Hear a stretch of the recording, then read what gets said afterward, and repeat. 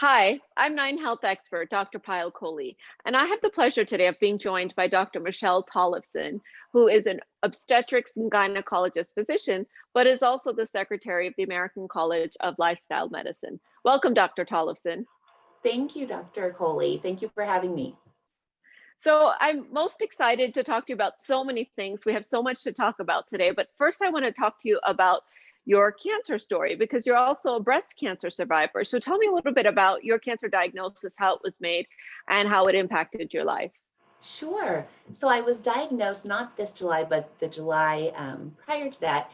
And at age 41, I had a normal mammogram, BI-RADS 1, kind of the best mammogram report you can get. And I had a reminder on my phone that popped up saying, it's time for your annual mammogram. Just I put in the annual reminder.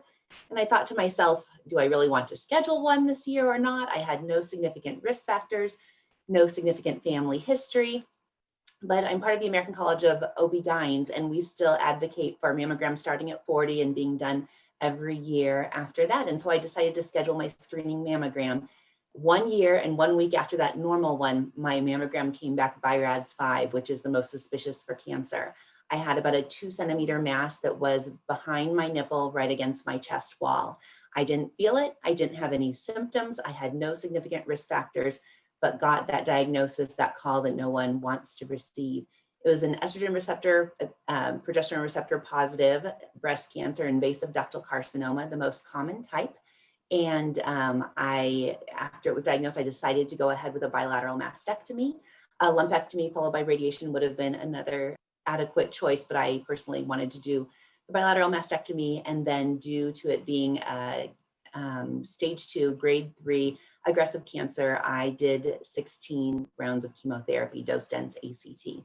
And so I'm doing well. I finished chemotherapy on Valentine's Day and feel great. Exercised every day throughout treatment and tried to be as healthy as I possibly could. Wow, thank you so much for sharing your story. And what really struck me the most was that this was picked up on a screening test. So it's not necessarily that you had symptoms, that you felt the lump or anything like that. And really what's so compelling about this is it was picked up relatively early because of the screening test. And had you not gotten that, it could have been much later. Now, what's been really, devastating during this pandemic, obviously, is the people and the lives that we've lost, but also the fact that a lot of people are not getting their preventive screenings as they should.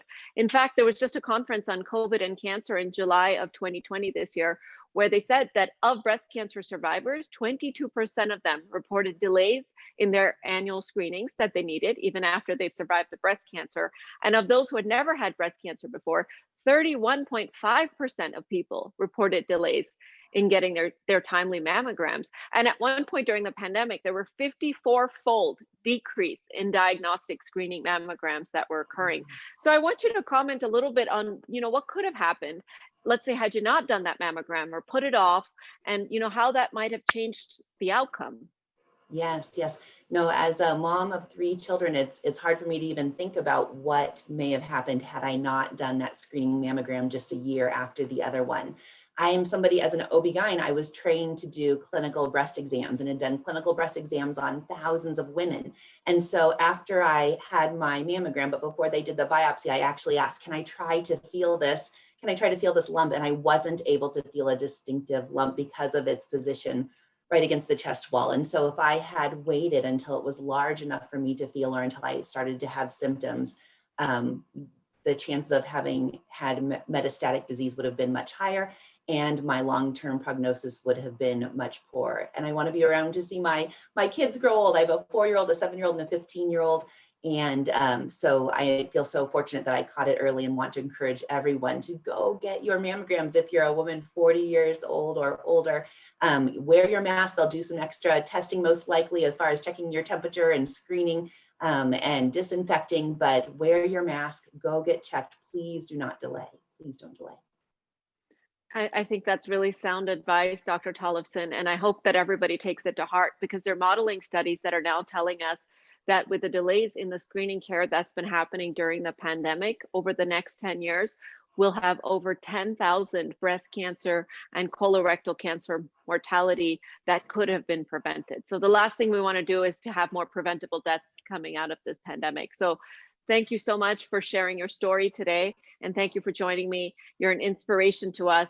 And please heed the message that Dr. Tollefson is saying and get your screening mammograms. Wonderful. Thank you so much for having me.